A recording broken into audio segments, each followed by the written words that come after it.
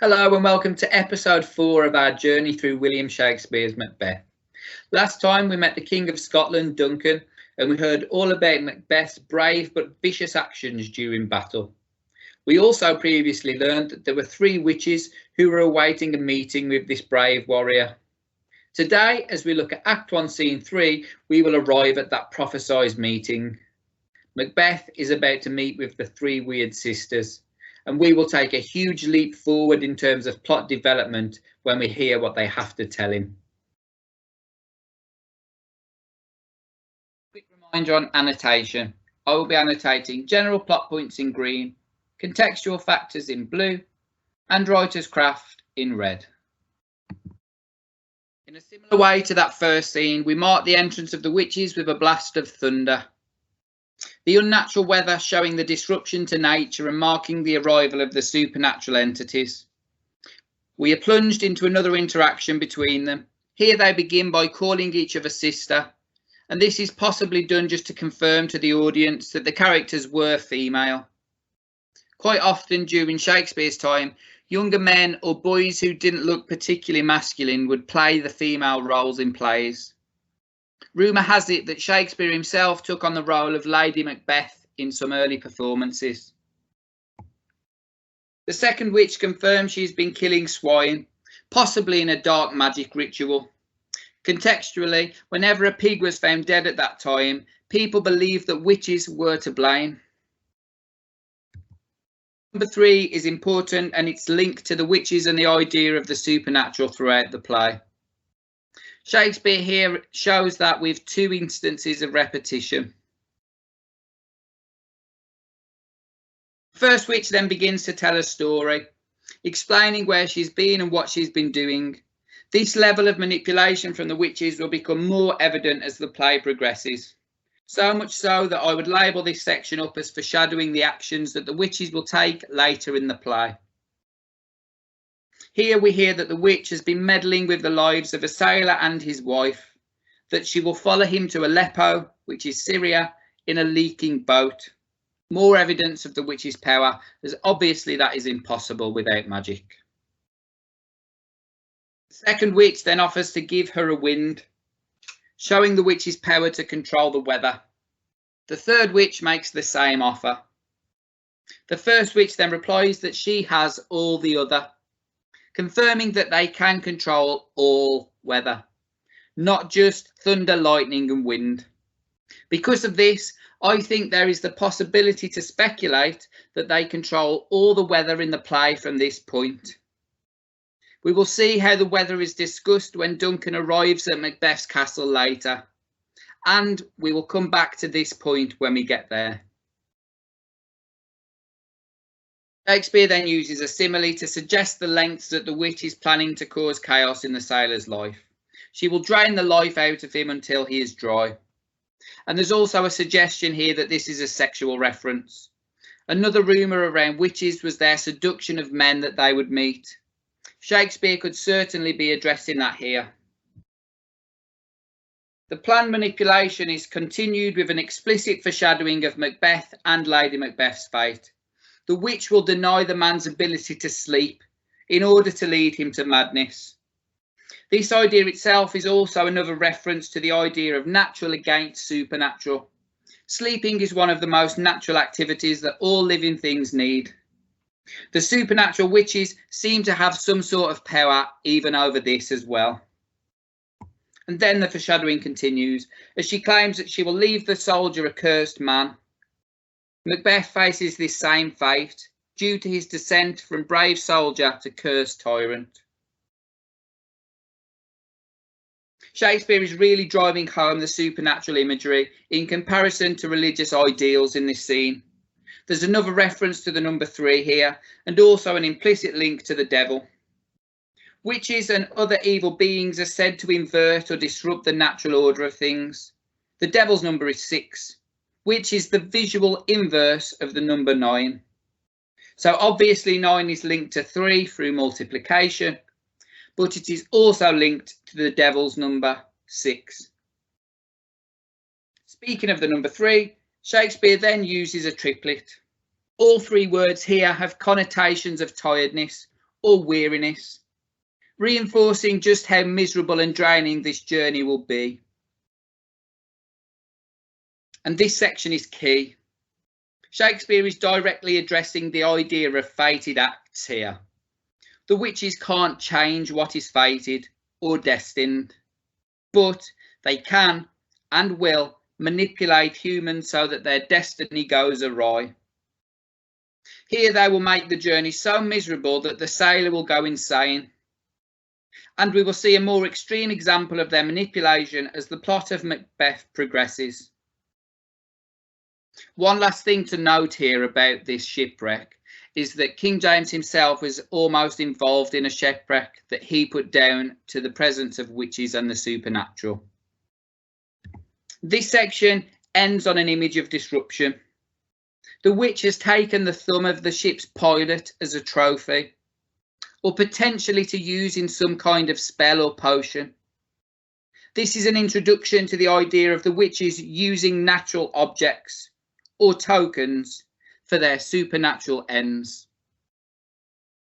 A drum signifies Macbeth's arrival, showing his high military rank, but also an audible link to the witches. The rumble of thunder that indicates the witches' arrival on the stage is mirrored in the rolling drums of Macbeth's entrance. There is also a show of clairvoyancy again here from the witches, showing more of their power. The word weird in early modern English roughly translates to destiny, or having the power to control destiny. Shakespeare could be hinting here at an even wider influence from the witches. We've just heard them discussing how they can't change what is fated, but that they can manipulate it. By calling them the Weird Sisters, Shakespeare could have been giving the audience a clue as to their true purpose. In order to set the potion in action, the sisters then dance in a circle 9 times. Another link to that number 3, which is extremely prevalent in this scene. We could also link this to the gestation period of 9 months. They're giving life to this potion. Then, finally, we hear from Macbeth, our eponymous hero. His first words echo the witches' chanting of fair is foul and foul is fair. Another big hint at the connection between them. Potentially a hint at some previous link between them. We can't be sure that their manipulation of Macbeth's life hasn't begun before this moment. However, it is Banquo who draws the characters and audience's attention to the witches, who would have been lurking somewhere on stage. There is a historical link to all of these characters, but Banquo in particular is important as he was an ancestor of King James. Many people say that Banquo is painted in such a positive and noble light as yet another way of pleasing the king, but I'm not so sure. We see here that it is Banquo's attention that is drawn first. He draws the audience's gaze to the witch's appearance, immediately setting them apart from every other character. Banquo then goes into quite a lot of detail regarding what the witches look like. The audience would have been able to see the characters at this point, but Banquo still reinforces the idea that they look unlike anything else. Then he questions whether they are actually real, whether they can see or hear him and Macbeth, whether they even exist on the same world. His questioning of this would potentially have mirrored the fascination that the audience and James himself had with the supernatural. And his final point for this section is that they do not even look like women. They appear to have abandoned all conventions of womanhood and what would have been their naturally feminine appearance. Yet more weight between them being supernatural rather than natural beings. Macbeth's immediate response upon hearing Banquo and seeing the witches himself is to command them to speak. Remember that we have seen just how powerful the witches are already in the play, controlling the weather, clairvoyancy, and a potential ability to fly. Yet Shakespeare uses an imperative here to show that Macbeth believes he has the power to command them, a thematic device that will become clearer and more important as the play progresses. And here we are. the first of Macbeth's dramatic climaxes, the meeting between Macbeth and the witches. They are about to speak to him, and what they have to say does not disappoint. The first witch addresses Macbeth by his title, Thane of Glamis. This is true. The second witch calls Macbeth the Thane of Cawdor. Shakespeare using dramatic irony here, as the audience already know this to be true, but Macbeth does not. The third witch then prophesies that Macbeth will be king hereafter. Great news for Macbeth, but it is the ambiguity of the statement that will become important.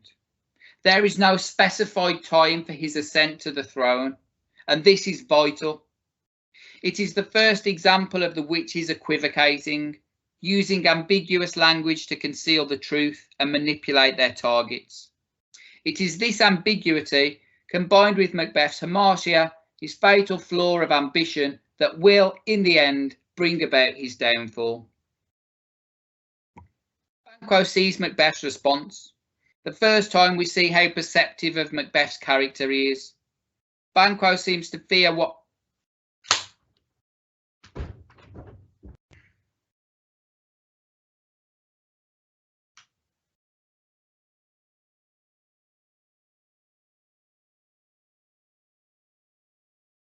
Banquo seems to see Macbeth's response. The first time we see how perceptive of Macbeth's character he is. Macbeth seems to fear what he has been told, rather than revelling and being happy about the positive news. This could suggest that Macbeth fears his deepest, darkest desires have been addressed. We see the levels of Macbeth's ambition later in the play, and it isn't a stretch to consider the fact that he may have always harboured a desire to replace his cousin as Scotland's ruler. He then addresses one of the most important themes directly, appearance versus reality. Banquo questions again whether the witches are real. But then he shows his own desires. He also wants a prophecy from the witches. Banquo is as interested in what they have to tell him as Macbeth is at this point. The witches respond with hail, some suggestion that they're placing themselves, or at least pretending to, below Macbeth and Banquo. Until this point, Macbeth and Banquo have been above everyone, in terms of bravery and in terms of skill in battle. Now, even these powerful witches are hailing them. However, the witches respond in equivocal language, as they did to Macbeth. They're using language to manipulate again here. But their final prophecy is absolutely clear to the audience and crucially to Macbeth. Banquo's sons will be kings. This introduces jeopardy to Macbeth's kingship. He will be replaced by Banquo's sons at some point. Again, the witches aren't specific with the time frame. This also suggests to Macbeth that he won't have children of his own, or at least that they won't succeed him and carry on his royal line. This again is an important and accurate historical link. James is descended from Banquo, so Banquo's sons do literally become kings. The witches then address Banquo first, implying that he is more important. And the audience know that he will be more important in the long run. His line will take the throne and lead the country forward. Macbeth responds to this by again demanding something of the witches. He demands that they stay and tell him more. Tell him how he will become Thane of Cawdor and king. But they vanish. The power dynamic between Macbeth and the witches is intriguing here. Macbeth certainly thinks he is in control, but the witches leading shows that he isn't. However, they did speak when he told them to at the start of this scene. So perhaps they spoke because they wanted to. Perhaps they've told him these prophecies to benefit themselves. Perhaps they've done so to control Macbeth and his destiny. Either to manipulate him to gain more power themselves, or as with the sailor, simply for their own entertainment. Macbeth then explains aloud how he has become Thane of Glamis previously, through the death of his father, Sinel. This, for a change, to be fair, isn't actually historically accurate. The name Sinel comes from the Holinshed's Chronicles version of Macbeth. In Scottish history, Macbeth's father was named Finlech and was ruler of Moray in northern Scotland. Although he is the Thane of Glamis, Macbeth shows his doubt at what the witches have told him. He doesn't truly believe their prophecies, not just yet. After the witches vanish, Macbeth and Banquo both express shock at their exit. More reinforcement of how powerful the witches are. Macbeth, however, wishes they'd have stayed. The first inkling at Macbeth's later reliance on them. But the witches seem to be able to appear or vanish at will, and this makes me question whether they have some power over objects. Can they make other things appear or vanish as well? Banquo takes this a step further and questions his own sanity, believing that what he has seen is either because he is insane or because he must be under the influence of drugs. Shakespeare has his characters ask a series of questions in this section, just to drive home the idea of confusion that holds Macbeth and Banquo here. Macbeth, though, truly is only focused on one thing, the prophecies, or rather, Banquo's prophecy. Banquo's sons will bring an end to Macbeth's own prophecy, his own line. Macbeth's children won't lead Scotland into the future. That will be Banquo's honour to hold. Banquo then seems to notice that Macbeth is echoing the witch's language. He's almost repeating them verbatim here. Shakespeare is developing the idea of a rift between the two friends, a rift that will become more pronounced over the next couple of acts. Then Ross is back. We've got some more plot development here. Ross has got another message to convey to the characters. He tells Macbeth and Banquo of Duncan's reaction to the battle, and particularly to their roles in it. And there's a particular emphasis on Macbeth's role and his ruthless, violent performance. But Scotland seems to be well. They have defeated the rebels, they're settled under a king, and they have two brave generals leading their army. All is good at this point. Angus then confirms that they've been sent by the king to inform Macbeth that he wants to see him and thank him in person. And Ross then confirms the witch's second prophecy is true. Macbeth is to be the Thane of Cawdor. It is Banquo who responds to this news first. Perhaps Macbeth is lost in his thoughts, or he is trying to compose himself before he responds, trying to keep those dark desires hidden from everyone. This line is also an explicit link between the witches and the devil. Shakespeare again uses dramatic irony here. There's a lot of that going on at the start of this play. In this case, Macbeth is unaware that the Thane of Cawdor is to be put to death, and Borrowed Robes suggests an unearned title, which itself would go against the natural order, which is, of course, set down by God. Angus, though, confirms that the Thane of Cawdor is a traitor who will be put to death.